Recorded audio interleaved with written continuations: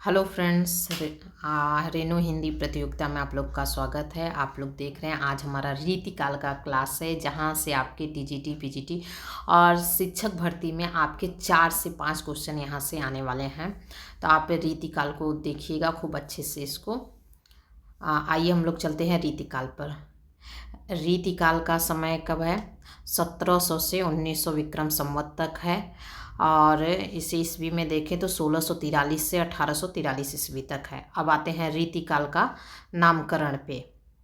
रीतिकाल का नामकरण, तो रीतिकाल का नामकरण अंधकार काल जिसे किसने कहा था? त्रिलोचन शास्त्री ने कहा था। और कला काल किसने कहा था? डॉक्टर रमा शुक्ल रसाल और भागीरथ मिश्र ने कहा था। रीतिकाल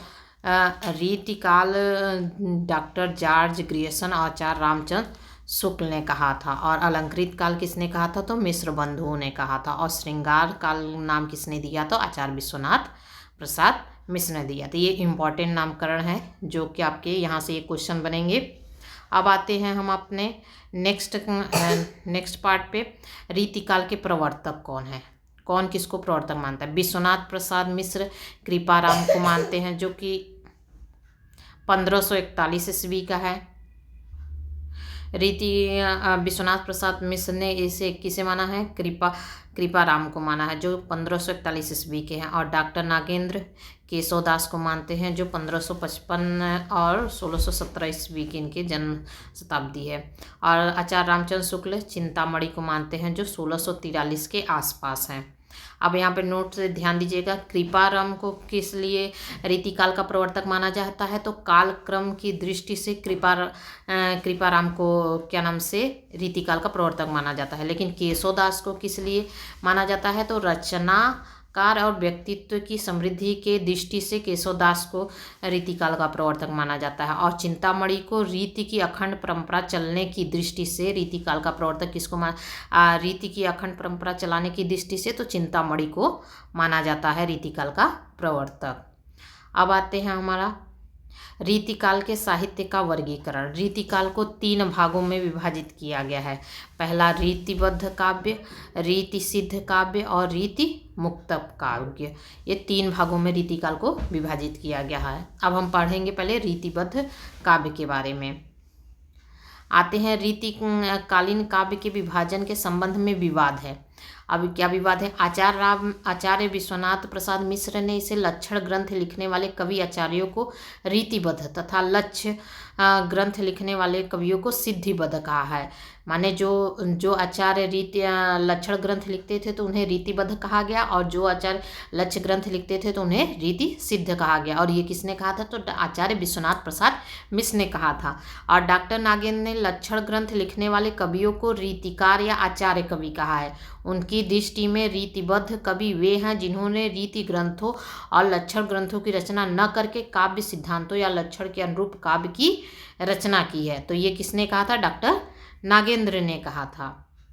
अब आते हैं आगे। आचार्य विश्वनाथ प्रसाद मिश्र ने क्या कहा?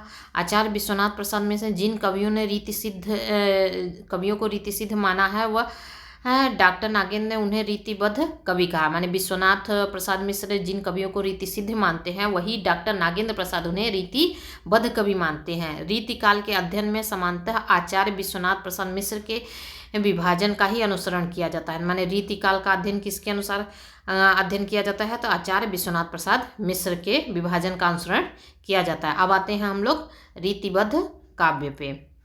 रीतिबद्ध काव्य क्या है? यह काव्यधारा उन कवियों की है जिन्होंने राजाओं व सामंतों के शास्त्रीय ज्ञान देने के लिए लक्षण ग्रंथ की रचना की थी। ये पहले तो संस्कृत के ग्रंथ से लक्षण या सिद्धांत का अनुवाद ब्रज भाषा में प्रस्तुत करते थे, फिर उस सिद्धांत या लक्षण के उदाहरण के रूप में कविता लिखते थे। संस्कृत के काव्य शास्त्रीय ग्रंथ रीति काव्य के मूल स्रोत हैं। माने संस्कृत के जो काव्य शास्त्रीय ग्रंथ है उस किसका मूल स्रोत है? तो रीति काव्य का मूल स्रोत है। इस काव्य धारा को लक्षण ग्रंथ परंपरा भी कहा गया है। किसको? रीतिबद्ध काव्य को क्या कहा गया है? लक्षण ग्रंथ परंपरा भी कहा गया है। अब आते हैं इसमें रीतिबद्ध काव्य में कौन कौन से कवि आते हैं, ये देखते हैं। केशवदास आते हैं, पद्माकर आते हैं, चिंतामणि आते हैं, देव आते हैं, भिखारी आते हैं, मतीराम आते हैं, भूषण आते हैं, जसवंत सिंह आते हैं, सुखदेव मिश्र आते हैं, तोष निधि आते हैं, कुलपति मिश्र आते हैं, सैयद गुलाम नबी आते हैं, रसलीन, ग्वाल कवि, दुलह, सोमनाथ, सूरत मिश्र, याकूब खां, प्रताप शाही आदि इस काव्यधारा के प्रमुख कवि हैं। डॉक्टर नागेंद्र द्वारा संपादित हिंदी साहित्य के इतिहास में उल्लेखित रीतिबद्ध कवियों का विभाजन निम्नलिखित। अब हम देखेंगे कि डॉक्टर नागेंद्र ने रीतिबद्ध कवियों का विभाजन किस अनुसार किया है। रीतिबद्ध कवियों का विभाजन उन्होंने पहले सर्वांग निरूपक कवि के अंतर्गत किसको रखा है, तो इन्होंने दो रूप में चिंतामणि, कुलपति मिश्र, कुमारमणि, सोमनाथ, भिखारी दास, रसिक गोविंद, देव, अमीरदास, ग्वाल और प्रताप शाही, इसको सर्वांग निरूपक कवि में रखा है। अब आते हैं विशिष्टांग निरूपक कवि में, जिसे रस निरूपक, अलंकार निरूपक और छंद निरूपक कहा जाता है। तो रस निरूपक में आते हैं आपके तोष कवि आते हैं, सुखदेव मिश्र आते हैं, और अलंकार निरूपक में भूषण, मतीराम, और छंद निरूपक में भूषण और मतीराम। तो हम अभी रस निरूपक के और कवियों को देखते हैं, नीचे दिया गया है, जिसमें रस निरूपक कवि में आते हैं आपके रसलीन, पद्माकर, राम सिंह उजियारे, चंद्रशेखर वाजपेयी, याकूब खां और बेनी प्रवीण और मतीराम, माने इतने रस निरूपक कवि में आते हैं। और फिर उसके बाद जब आते हैं अलंकार निरूपक कवि में, तो भूषण, मतीराम और जसवंत सिंह, गोप कवि, रसिक सुमित, रघुनाथ बंदीजन, दुलह, रस रूपक, पद्माकर, सेवादास और गिरधर दास। फिर आते हैं आपके इसके तीन विशिष्टांग में तीन रूप में हैं, तो एक छंद निरूपक, एक रस निरूपक हो गए, अलंकार निरूपक हो गए और छंद निरूपक हो गए। तो अब छंद निरूपक के कवि कौन कौन से हैं, तो भूषण हैं, मतीराम हैं और सुखदेव मिश्र हैं और माखनलाल हैं और दशरथ हैं और राम सहाय हैं। माने ये कौन कौन से हो गए, छंद निरूपक कवि, रस निरूपक, अलंकार निरूपक और छंद निरूपक कवि अलग अलग हो गए। अब आते हैं हम केशवदास के बारे में पढ़ेंगे। किसके बारे में पढ़ेंगे, केशवदास के बारे में पढ़ेंगे। और केशवदास में देखते हैं केशवदास का समय क्या है, 1555 से 1617 ईस्वी तक। विश्वनाथ प्रसाद मिश्र और नागेंद्र गणपति चंद्र गुप्त ने इन्हें रीतिकाल का प्रवर्तक माना है। माने केशवदास को किसने रीतिकाल का प्रवर्तक माना है, विश्वनाथ प्रसाद मिश्र मानते हैं और नागेंद्र मानते हैं और गणपति चंद्र गुप्त इन्हें रीतिकाल का प्रवर्तक मानते हैं। और लेकिन रीतिकाल का सम्यक प्रवर्तन केशवदास द्वारा भक्ति काल में ही हो गया था। ये किसने कहा था, तो विश्वनाथ प्रसाद ने। माने रीतिकाल का प्रवर्तन, सम्यक प्रवर्तन कब हुआ था, तो भक्ति काल में हुआ था। और किसके द्वारा हुआ था, केशवदास के द्वारा हुआ था। तो किसने कहा था, विश्वनाथ प्रसाद मिश्र ने। केशव ने भामा, उद्भट और दंडी का अनुसरण किया था। किसने, केशवदास ने किसका अनुसरण किया था, भामा का किया था, उद्भट का किया था और दंडी का अनुसरण किया था। और ये अलंकारवादी आचार्य थे। कौन थे, अलंकारवादी आचार्य थे। अब आते हैं निम्बार्क संप्रदाय में ये दीक्षित थे। मैंने जो मैं इंपॉर्टेंट है मैंने उसे कलर चेंज कर दिया है, उसको आप लोग बहुत जरूरी याद कर लीजिएगा। केशवदास कौन से संप्रदाय के थे, तो निम्बार्क संप्रदाय में दीक्षित थे। वे, उनका नाम क्या, उपनाम क्या था, वेदांती मिश्र। ये इंपॉर्टेंट है कि केशवदास का उपनाम क्या था, तो वेदांती मिश्र था। कवि प्रिया की रचना इंद्रजीत सिंह की प्रेमिका गणिका प्रवीण राय को शिक्षा देने के लिए की गई थी। उन्होंने जो कवि प्रिया की रचना की थी वो किस लिए की थी, वो इंद्र सिंह की प्रेमिका गणिका व प्रवीण राय की शिक्षा देने के लिए की गई थी। अब काव्य शास्त्र की दृष्टि से केशवदास की कवि प्रिया, रसिक प्रिया, नखशिख और छंदमाला प्रमुख रचनाएं हैं। इनका जो काव्य शास्त्र की दृष्टि से देखा जाए तो केशवदास की कौन कौन सी रचनाएं हैं, कवि प्रिया है, रसिक प्रिया है और नखशिख है और छंदमाला है, इनकी प्रमुख रचनाएं। और रचनाएं देखते हैं, इनकी रचनाएं हैं रसिक प्रिया। रसिक प्रिया में इसका समय क्या है, 1591 ईस्वी है और यह एक मुक्तक काव्य है। 16 प्रभाव हैं। प्रभाव मतलब प्रकाश या खंड में विभाजित है। कितने, 16 प्रभाव में। इसमें क्या है, श्रृंगार रस का वर्णन और नायक नायिका का भेद है। किसमें, रसिक प्रिया में। अब आते हैं कवि प्रिया। कवि प्रिया का समय क्या है, 1601 ईस्वी है। इसमें मुक्तक काव्य है। ये भी काव्य दोष, कवि भेद, कवि रीति, रस, 12 मासा एवं अलंकार वर्णन है। इसमें भी 16 प्रकाश है। इसमें 16 प्रभाव हैं तो इसमें 16 प्रकाश है कवि प्रिया में। अब रामचंद्रिका 1601 ईस्वी का है और यह रामकथा पर आधारित महाकाव्य है, रामकथा पर आधारित महाकाव्य। और रतन बावनी, अब आते हैं नेक्स्ट, इनकी रचना है रतन बावनी। एक मिनट। रतन बावनी जो इनकी रचना है वह कब लिखी गई थी? 1607 ईस्वी में। प्रबंध का 53 छंदों में है। यह रतन बावनी 53 छंदों में है। वीर गीत को संज्ञा प्राप्त रचना है। अकबर एवं ओरछा के राजकुमार रत्न सेन के मध्य युद्ध का वर्णन है। और नेक्स्ट रचना है वीर सिंह देवचरित जो 1607 ईस्वी का है। 33 प्रकाश हैं। आश्रयदाता वीर सिंह के देवचरित पर केंद्रित प्रबंध काव्य डिंगल शैली में है। और जहांगीर जस चंद्रिका जो 1612 ईस्वी का है। अब आते हैं नेक्स्ट इनकी।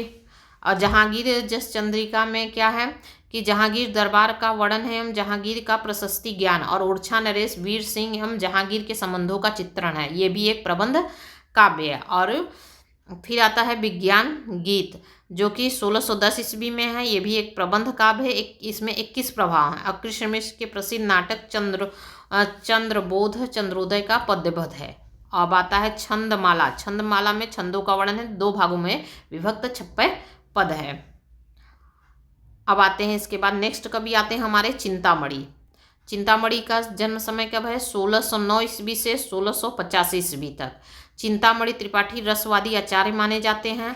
लक्षण निरूपण में चिंतामणि द्वारा यह प्रायः मम्मट का अनुसरण किए थे। कौन? चिंतामणि मम्मट का अनुसरण किए थे।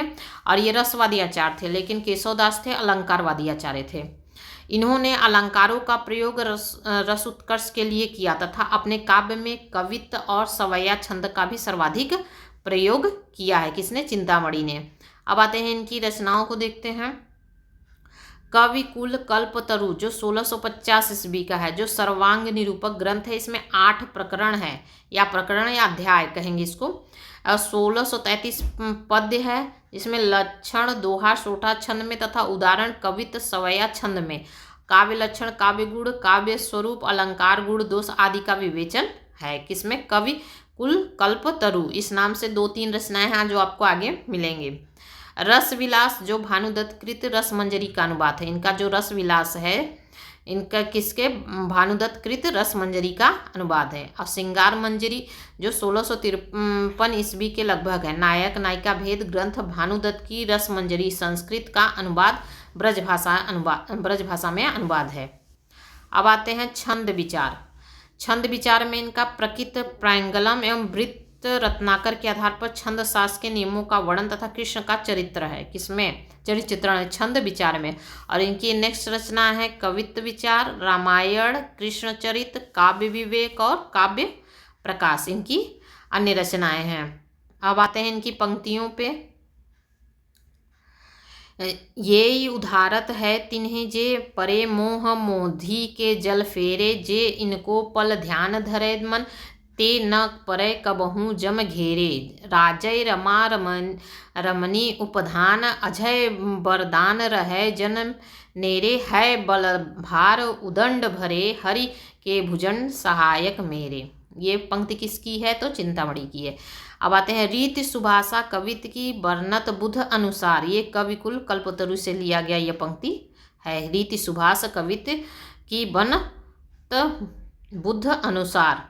अब आते हैं इनका लास्ट वाला पंक्ति। सगुण अलंकार सहित दोष रहित जो होई अर्थ शब्द ताको कवित कहत विधु सब कोई। ये इनकी चिंतामणि की है। अब आते हैं मतीराम। हमारे नेक्स्ट कवि आते हैं मतीराम। अब मतीराम का समय 1617 ईस्वी है। इन्होंने फूल मंजरी को मतीराम का प्रथम ग्रंथ माना जाता है, किंतु बच्चन सिंह ने इन्हें रसराज को इनका प्रथम ग्रंथ स्वीकार किया है। रामचंद्र शुक्ल के अनुसार मतीराम कृत छंदसार नामक ग्रंथ महाराज शंभुनाथ सोलंकी की समर्पित है। इसी पिंगल ग्रंथ को वृत्त कौमुदी के नाम से भी जाना जाता है। माने फूल मंजरी मतीराम का प्रथम ग्रंथ माना जाता है, लेकिन बच्चन सिंह रसराज को इनका प्रथम ग्रंथ स्वीकारते हैं। और लेकिन रामचंद्र शुक्ल इन्हें छंदसार नामक ग्रंथ को अपना। अब आते हैं इनकी रचनाएं देखते हैं कौन कौन सी रचनाएं हैं। मतीराम की। रसराज 1663 ईस्वी के आसपास है, जो श्रृंगार रस निरूपण तथा नायक नायिका भेद का विवेचन है। और दूसरी रचना है इनका ललित ललाम, जो 1659 से 88 तक का है रचना माना जाता है, जो अलंकार निरूपण है। यह हमेशा क्वेश्चन पूछा गया है कि ललित ललाम किसकी रचना है।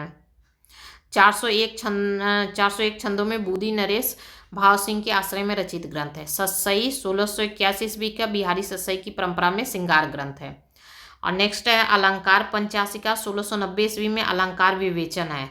और नेक्स्ट है वृत्त कौमुदी 1701 ईस्वी में छंद निरूपक ग्रंथ है। अन्य नाम इसका छंदसार पिंगल और छंदसार संग्रह है। इसमें 5 प्रकाश हैं। अब आते हैं फूल मंजरी, इनका लास्ट है फूल मंजरी, जो कि प्रत्येक दोहे में एक फूल का वर्णन है। इसमें 60 दोहे हैं। कितने हैं? 60 दोहे हैं। अब आते हैं इनकी पंक्ति पर, किस मतीराम की। कुंदन को रंग फीकौ लगे, झलके अति अंगनी चारु गुराई, आखिन में अलसानी चितौनी में मंजू बिल सान की सरसाई। ये इनकी पंक्ति है। जबकि कुंदन को रंग फीके लगे, झलके अति अंगनी चारु गुराई, तो ये पंक्ति आ चुकी है। नेक्स्ट है क्यों इन आखिन सो निशंक वै मोहन को तन पनिप पीजे, नेकु निहारे कलंक लगे, यही गाँव बसे कहूँ कैसे कै कीजिए। ये और नेक्स्ट पंक्ति आती है केली कै राति अघाने, नहीं दिन ही में लला पुनि घात लगाई, प्यास लगी को ऊ पानी दे, जाइयो भीतर बैठी कै बात सुनाई। अब आते हैं नेक्स्ट पंक्ति पे। दो अनद सो आंगन माझ बिराजय, आषाढ़ की सांझ सुहाई, प्यारी के बूझत और तिया को अचानक, नाम लियो रसिकाई। अब आते हैं हमारे नेक्स्ट कवि, आते हैं भूषण। भूषण कवि देखते हैं। भूषण कवि का जन्म कब हुआ था? 1613 ईस्वी में, और इनकी मृत्यु 1715 ईस्वी थी, माने 1613 से ये 1715 ईस्वी तक थे। भूषण का मूल नाम आचार्य विश्वनाथ मिश्र ने घनश्याम बताया तथा गणपति चंद्र गुप्त ने पातीराम अथवा मनीराम बताया है। यहाँ से क्वेश्चन बन चुका है, ये प्रीवियस ईयर में है कि भूषण का मूल नाम क्या है, तो घनश्याम। और किसने कहा था? विश्वनाथ प्रसाद मिश्र ने। और गणपति चंद्र ने क्या कहा था? पतिराम या फिर मनीराम। अब आते हैं आगे।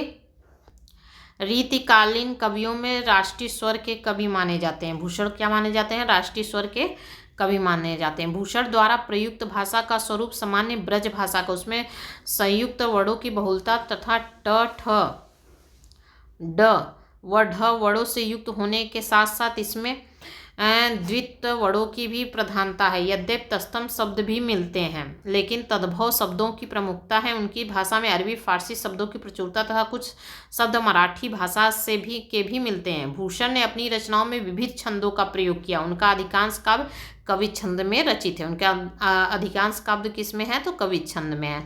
आश्रयदाता महाराज छत्रसाल द्वारा एक बार भूषण की पालकी में कंधा लगाने पर भूषण ने गदगद होकर लिखा था, शिवा को बखानू की बखानू छत्रसाल को।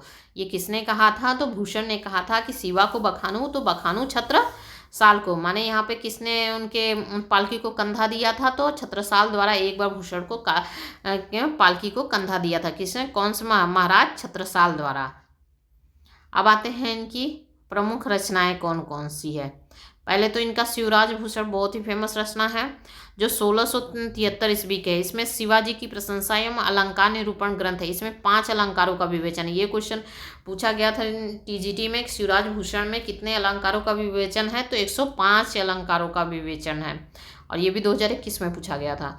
भूषण ने अलंकार विवेचन में जयदेव के चंद्रालोक तथा मतीराम के ललित ललाम का अनुसरण किया है। माने जो इन अलंकार विवेचन में किसका अनुसरण किया था? जयदेव के चंद्रालोक का और मतीराम के ललित ललाम का।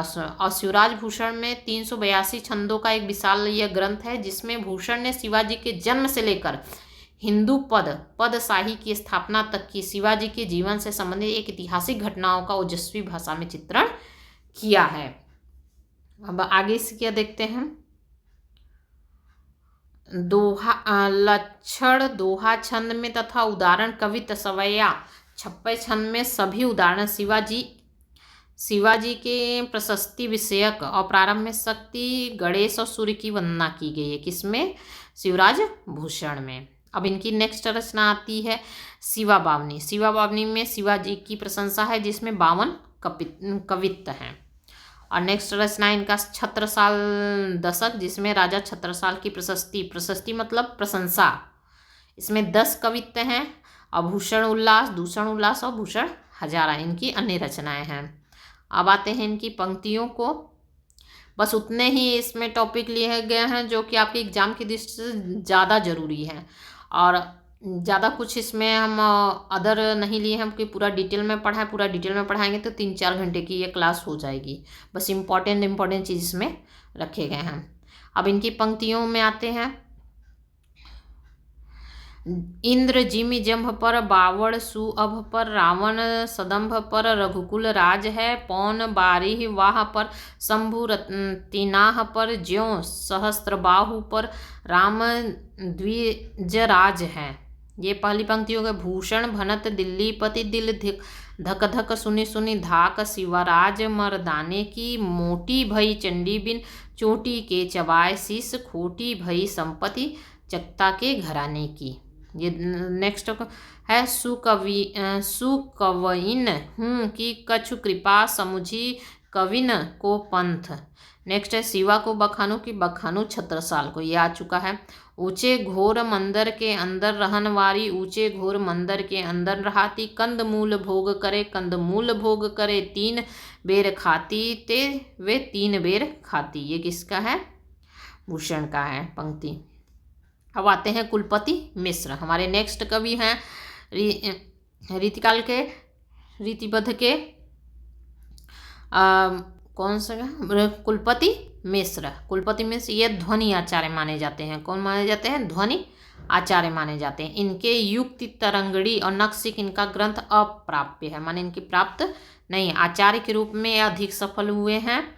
और इनकी रचनाएं हैं कुलपति मिश्र का रस रहस्य। रस रहस्य है जो 1670 ईस्वी में है। सर्वांग निरूपण ग्रंथ है। 8 वृत्तांत है, 652 पद्य है। मम्मट के काव्य प्रकाश और विश्वनाथ के साहित्य दर्पण तथा केशवदास की रसिक प्रिया पर रचित है। संग्राम सार महाभारत के द्रोण पर्व का पद्यबद्ध अनुवाद है। नेक्स्ट है द्रोण पर्व, नक्शिक, युक्त तरंगड़ी और दुर्गा भक्ति चंद्रिका। ये इनकी रचनाएं हैं। किसकी हैं? यहाँ पर देख लीजिए, कुलपति मिश्र की हैं। अब आते हैं इनकी एक ही पंक्ति है जो देखते हैं।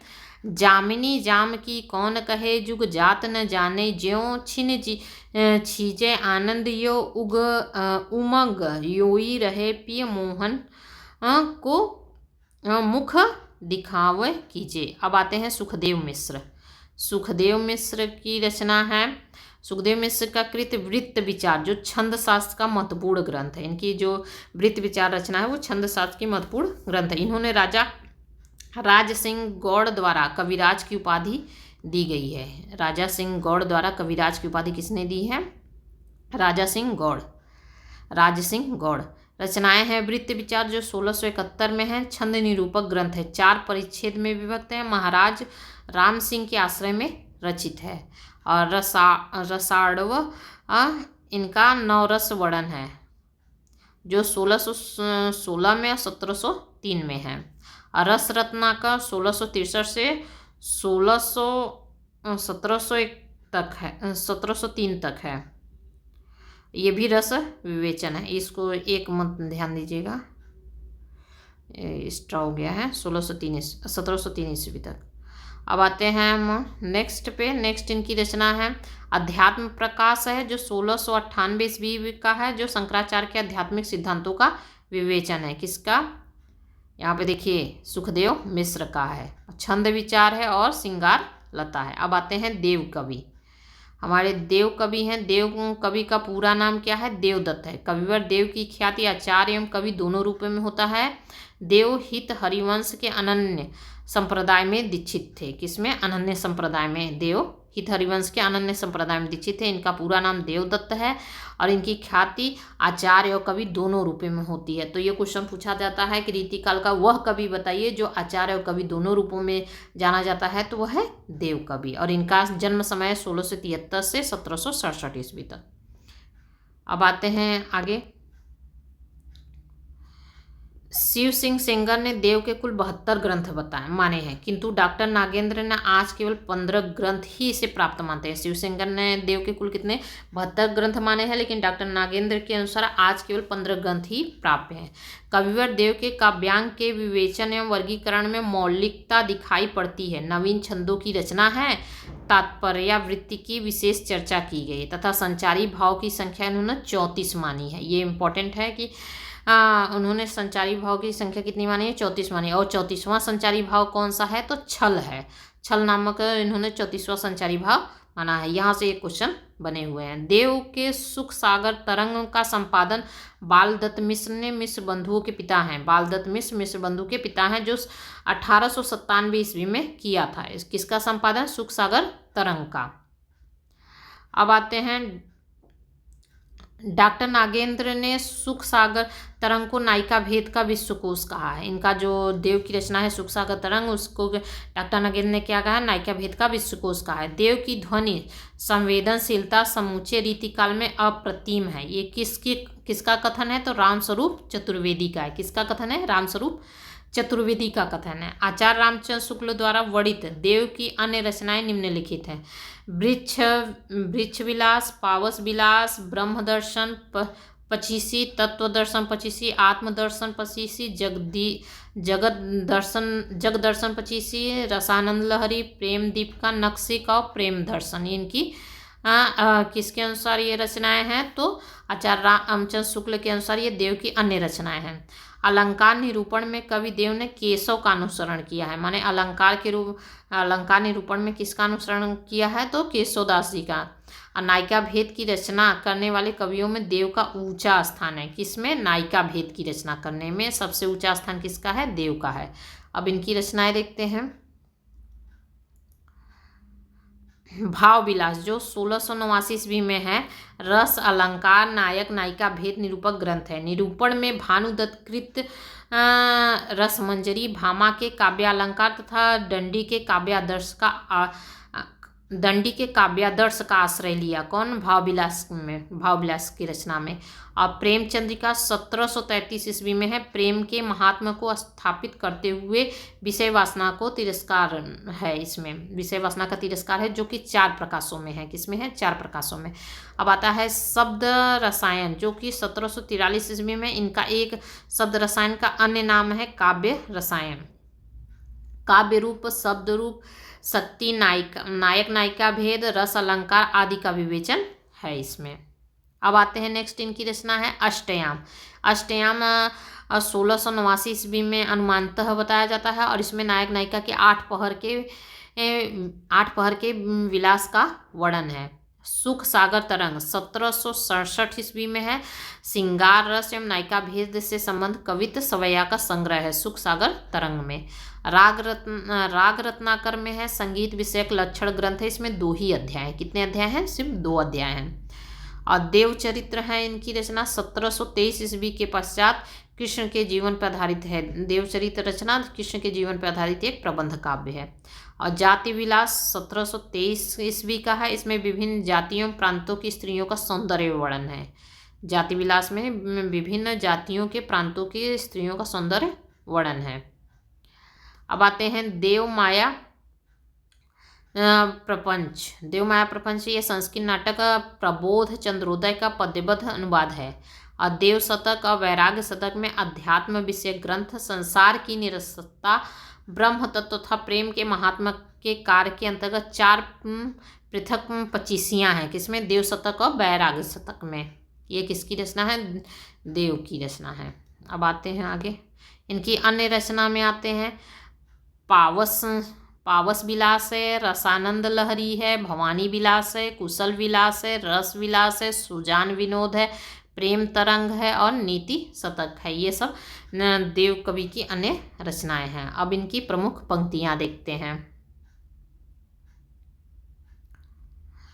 इनकी पंक्ति है, अभिधा उत्तम काव्य है, मध्य लक्षणालीन, अधम व्यंजना रस, विरस उल्टी कहत नवीन। ये आ चुका है, ये आए हुए क्वेश्चन है। सुनो कै परम पद, ऊनो कै अनंत मधु, नूनो कै नदी सनंद, इंदिरा झूरे परी। नेक्स्ट है, डार द्रुम पलना बिछौना, नव पल्लव के सुमन, सुमन अंगूला सोहै, तन छवि भारी दे। नेक्स्ट पंक्ति है, सखी के संकोच गुरु सोच, मृलोचनी परसानी पिय सो, जो उन नेकु हसी छुयो गाथ। झहरी झहरी झीनी बूंद है, परते परति मानो घहरी घहरी घटा घेरी गगन में। नेक्स्ट पंक्ति आती आगे, सासन ही में समीर गयो, अरु आसुन ही सब नीर गयो, ढरी तेज गयो गुण लय अपनो, अरु भूमि गई तनुकी तनुता करी। धार नेक्स्ट है, धार धाय धसी निर्धार, वै आय फसी औखसीन, धरेरी री अंगराय घिरी, गही गही फेरे फिर न घिरी नहीं घेरी। फिर नेक्स्ट अपनी अपनी रीति के काव्य और कवित्व रीति। नेक्स्ट है, यहाँ पे देखिए, प्रेम तो कहत ठाकुर न ऐठो, सुनो बैठो गड़ी गहिरे तो बैठो प्रेम सर में। और आता है, रावरो रूप भरियो अखियन भरियो, सु भरियो उन रियो सु दरियो परे, बड़े बड़े नैन सो आंसू भरी ढरी, गोरो मुख आज ओरो सो विलानो जात। अब आते हैं भिखारी दास। भिखारी दास की रचना है, भिखारी दास की कृति छंदाड़व पिंगल हिंदी में सर्वाधिक विस्तृत छंद विवेचन वाला ग्रंथ है। भिखारी दास ने सर्वप्रथम तुक काव्यांगों के रूप में ग्रहण करके विचार किया है। इनकी रचनाएं हैं, छंद नाम प्रकाश को जो 1738 क्रोश ग्रंथ है, और नेक्स्ट है रस सारांश जो 1742 ईस्वी में है, और काव्य निर्णय जो 1746 ईस्वी में सर्वांग निरूपक ग्रंथ है। और नेक्स्ट है श्रृंगार निर्णय 1750 में, नायक नायिका भेद विवेचन है इसमें भिखारी दास में।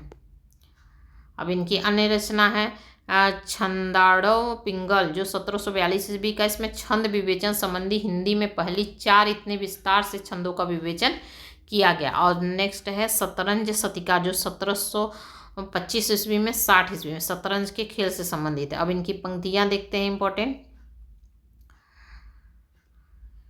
वही घरी ते न शान रहे, न गुमान रहे, न रहे सुघराई दास, न लाज को साज रहे, न रहे तन को घर काज की घाई, नैनन को तरसाए कहाँ लो हियो, विरहागी पै तय एक घड़ी, न कहु कल पै कहाँ लगी प्राणन को कल पाए।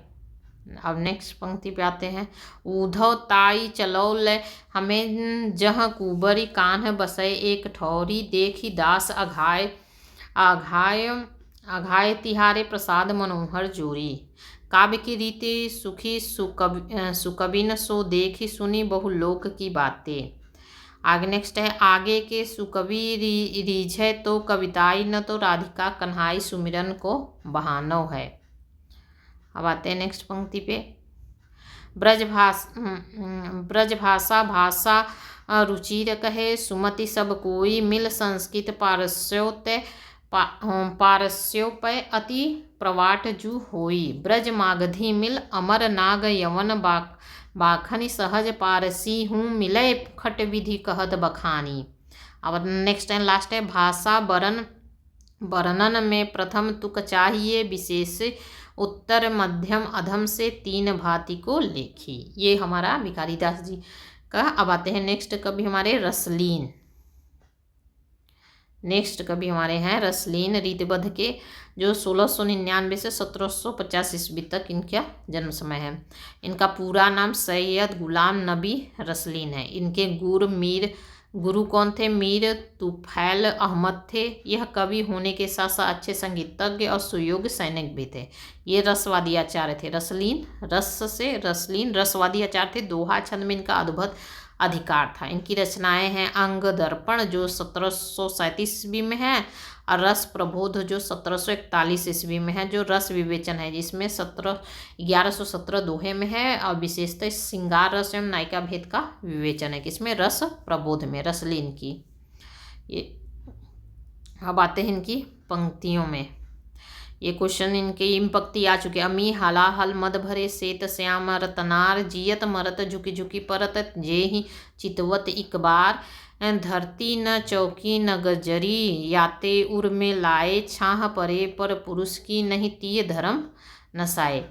फूले कुंजर अली भ्रमत, शीतल चलत समीर, भान जात काको न मन जात, भनुजा तीर, दृगन जोरी मुस्काए, अरु भौहे दो नचाए, ओठनी आठी बनाए, यह प्राण उमेठत जाए। ये हो गया रसलीन का। अब आते हैं हमारे नेक्स्ट कवि हैं पद्माकर, जो कि इनका समय 1753 से 1833 ईस्वी तक का है।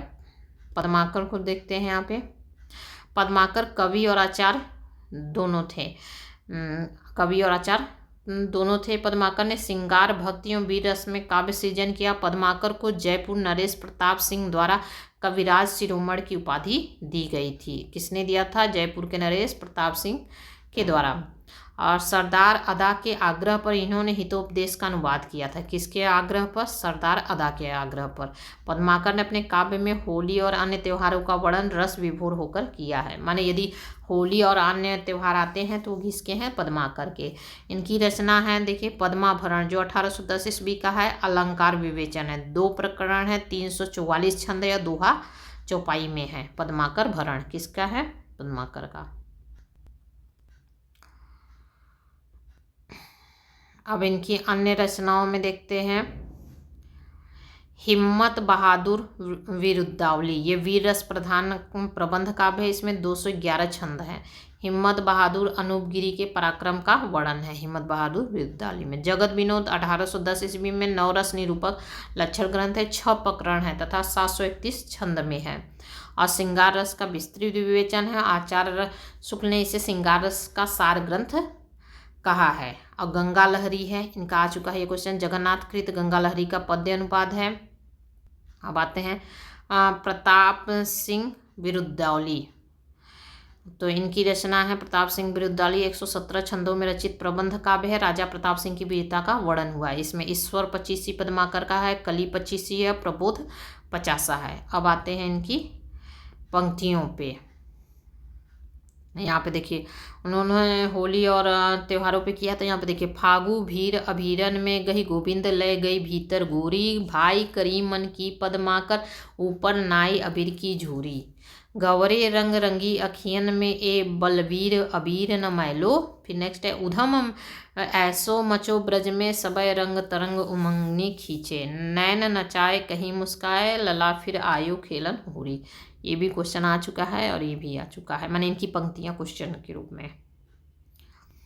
अब आते हैं महाराज जसवंत सिंह। इनका समय 1626 से 1688 ईस्वी तक है। और इनकी रचना है भाषा भूषण, जो अलंकार निरूपक ग्रंथ है। 5 प्रकार से 212 दोहे हैं। अलंकार विवेचन में छप्पय दीक्षित कृत कुवलयानंद तथा जयदेव कृत चंद्रालोक का अनुसरण है। माने भाषा भूषण पर भी किसका अनुसरण की है? छप्पय दीक्षित की रचना कुवलयानंद का और जयदेव कृत चंद्रालोक का अनुसरण किया। भाषा भूषण पर इन्हें दलपति राय वंशीधर ने अलंकार रत्नाकर शीर्षक टीका लिखी थी। भाषा भूषण पर टीका किसने लिखा था? तो दलपति राय वंशीधर ने अलंकार रत्नाकर नाम से ये टीका लिखी थी।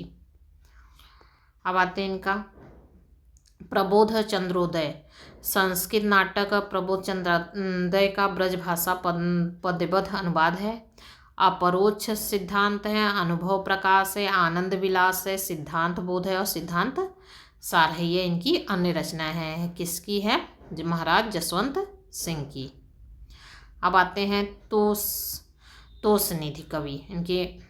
इनकी रचना है सुधा निधि, जो 1634 ईस्वी में सर्वांग निरूपक ग्रंथ है। नायक नायिका भेद विवेचन है, इसमें 560 छंद है। नक्सिक है, विनय शतक है। किसकी ये रचना है? तोष निधि की। सुधा निधि, नक्सिक, विनय शतक। अब आते हैं ग्वाल कवि।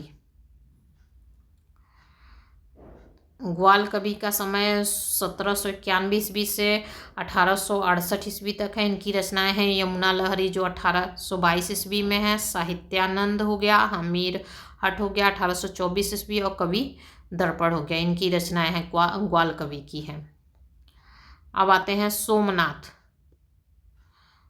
सोमनाथ की रचना है सिंगार विलास जो 1738 ईस्वी के लगभग है, सुजान विलास 1750 है, रस पीयूष निधि 1737 ईस्वी है। ये सोमनाथ की रचनाएं हैं।